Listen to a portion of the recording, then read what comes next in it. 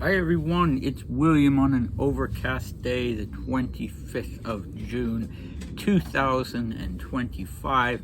We are going to be with our friend Konstantin Grunwald on the 3rd of June, 1939. So he's quite a bit behind us, though not quite 100 years yet. Okay, our recap. Well, we did 1915 yesterday, and it was January 11th, I think, and Dmitri spent the morning with a couple of future saints, his aunt and the rector of her church and her spiritual father, and then he spent the afternoon with sort of shirt-tail relatives, and then the night with his artist friends, actors, actresses, ballerinas, up to 7 a.m., drinking. So that's quite a span of acquaintances and activities. All right, so today, yes, Grunwald. What to say about Grunwald? Well, I appreciate something about Grunwald. He knew how to write a good letter, and I think Maria was very well informed, and as was Dmitri, and I think Maria was about world events, I should say, and I think she was very interested, as certainly we know Dmitri was. And it seems like the men in her life, although they could be patronizing about her personal life, did not patronize her with respect to her opinion about world events, and they spoke seriously to her. But the thing that I like about Grunwald's writing style is that he will write at length about his opinion, his assessment, and his opinion of current events, and then lest her or our attention wane at that point, the very last line will be something about Dmitri that oh, now we want to know what's going on with Dmitri. So that's the case today. So from a historical perspective, looking at a man who was both a historian and a diplomat, I think, with or without Maria and Dmitri, this is a gem of a letter. It's very interesting. But don't worry, we have Dmitri coming into it, or getting closer and closer to whatever bombshells Grunwald is going to present Maria with about her brother. Okay, so our cast today, we have Stalin. Everyone knows who he is, alas. We have Mikhail Maisky, we all know who he is now, and we have a newcomer, not present, obviously. Very, very interesting person, a person who wrote books about himself, and I wonder if anybody else ever wrote a book about him, because he's a fascinating person. His name, well, we'll get to his name, but he's referred to in the letter as General Krivitsky. Have any of you heard of him? I had never looked him up before. So, yeah, interesting guy. And here, let's see. Okay, here we go. Ultimately, it's Stalin who, for once, knowingly or unknowingly, has taken the stance most in line with Russia's true interests in this whole affair. He prefers, as he said so clearly in his March discourse, to keep his hands free to intervene at the moment of his own choosing, which the United States will probably do as well. He's accepted Germany's overtures, and not without goodwill, but he does not refuse to negotiate, or he is not refusing to negotiate an alliance with London and Paris on condition that he is granted effective guarantees, and that he's not obliged to pull anyone's chestnuts out of the fire. It's extortion, of course, but legitimate extortion. To convince oneself of the validity of his concerns, one only has to observe the state of mind here in Paris, where England is meekly followed in all official proceedings, but the post of ambassador to Moscow is left vacant for the 3 most decisive months, and the press is allowed to heap insults on the communist state. No one deserves these insults more than Stalin. But, bloodthirsty despot that he is, that same Stalin has a right to wonder if we sincerely want a new alliance or simply want to find a new way to carry out the war to the last drop of the Russian soldiers' blood. For Stalin, these patriotic concerns must be placed within the context of other, more personal worries. Is Russia capable of sustaining a war without a change of government? This war could lead to a world revolution if the Russians stay beyond the range of artillery fire, as General Krivitsky was advised to do in Spain.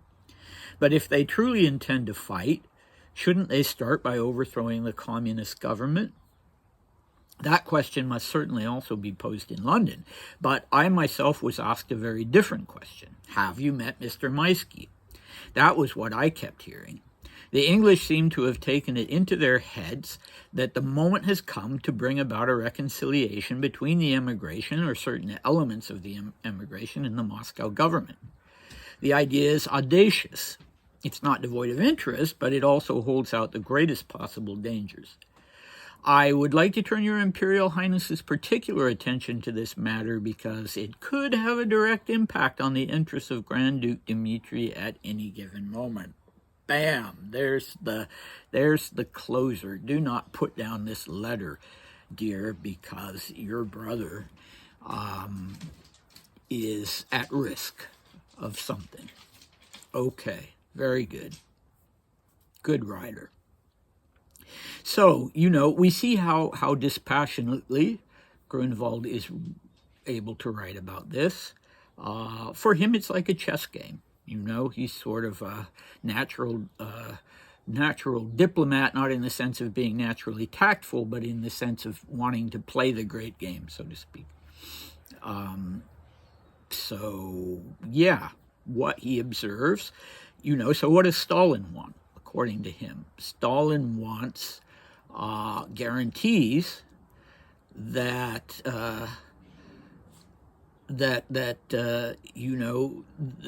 guarantees from the Allies that they'll come to his aid, but he also wants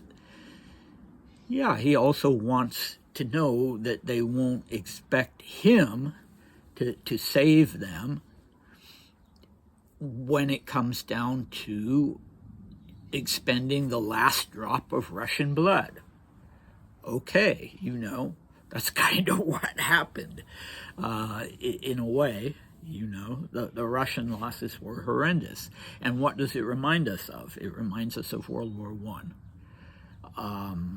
This is what the emigres felt so bitter about, whether rightly or wrongly. The fact that Russia gave a disproportionate number of soldiers lives, and then when the revolution happened and the war taxed them to the absolute limit, and they were doing this task of keeping the Germans from being able to throw all their weight against the Western Allies.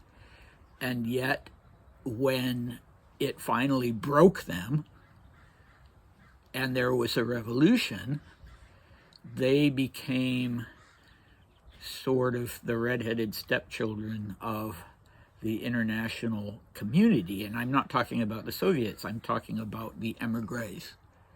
Nobody wanted them, nobody respected them, everybody considered it a betrayal.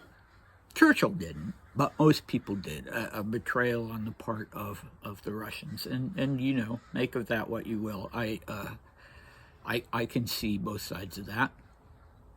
So, these wounds in the emigre community in the aftermath of World War I, and probably in the Soviet Union too, those wounds are still deep and unhealed. Okay, and now we come to Krivitsky and this reference to the Spanish Civil War. And what does Krivitsky say? Well, this is what he was advised to do. This war could lead to a world revolution if the Russians stay beyond the range of artillery fire, as General Krivitsky was advised to do in Spain. Okay, so in Spain, General Krivitsky was advised to make sure that Russia stayed beyond the range of artillery fire. Whatever that means specifically, because I don't know anything about the Spanish Civil War. It's something I need to improve on. And I don't know, Krivitsky would write a book that would be published that same year, 1939. I didn't think it'd been published till November, but I'm wondering if Grunwald got this quote from the book. The book was called, what was it called? In Stalin's Secret Service. Good title. Walter Germanovich Krivitsky, though he had the title general, was a spy, and a very effective one. And he was spending these years in Western Europe. And one of the things he did in Western Europe was that when he was stationed in The Hague in 1936, I quote from Wikipedia, he organized the recruitment of volunteers for the Spanish Civil War. Okay. And apparently, I don't know if this is true or not, but reportedly, he also recruited the mistress and then wife of King Carl of Romania as a source of intelligence for the Soviets. So, you know. There are probably some of you who know better about that than I do. But, yeah, interesting fellow. That, by the way, was Magda Lupescu. I don't know if I say her name correctly. But then he was a smart guy, Krivitsky. And he saw what was going on in Stalinist Russia. He did happen to notice the purges. And so he defected while he was still in the Netherlands in 1937. And once he defected, he went whole hog for the other side. He became violently anti-Stalinist. He went to the U.S. He revealed plans for the signing of the Molotov-Ribbentrop pact. Clearly, clearly that was not something that. When did that happen? Anyway, Grunwald doesn't know about it at this point. He's not mentioning it, and he also unmasked several Stalinist agents in Britain and elsewhere. So he was very useful in that respect. He ended up being assassinated. He published this book and some other books, and he ended up being assassinated in a Washington, D.C. hotel room in 1941. I don't know if that was ever solved, but I want to read about it. I just didn't have time today. I could have gone down that rabbit hole. Wow, this guy is interesting. I wish I knew if Dmitri had ever met him, because, as you know, back in 1921, Dmitri was meeting with people like this. So I don't know, because Grunwald doesn't tell us. If I ever find that out, it'll have to come from another source. And there's the segue to Dmitri. So all of this could be very, very risky, very dangerous. Grunwald is telling Maria, and he's specifically talking about this audacious idea of a reconciliation between the Soviets and the emigration. And it doesn't sound like something Dmitri would be, if you took the first part of Grunwald's letter, it certainly doesn't sound like something Dmitri would be at risk of doing, because Grunwald has told us how anti-Soviet he is and how much he dislikes this rapprochement between Britain and the Soviet Union. But now Grunwald, take it as you will, is saying that this is, I'm telling you this, Your Imperial Highness, because it could have a direct impact on your brother and his interests, and it could happen at any time. So that's what we're going to hear about when we return to the 1939 letter.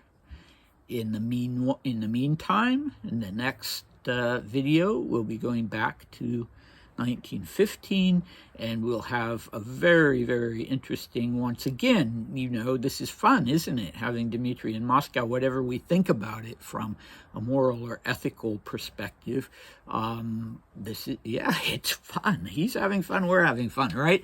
So again, he's going to spend a morning and afternoon meeting with very respectable people, and even carrying out a sort of official royal function, and then he's going to have a wild night, and he's going to go a little further in telling us about it than he has in the previous 2 nights. So yeah, come back for the serious stuff, come back for the fun stuff, and I hope to see you next time. Bye.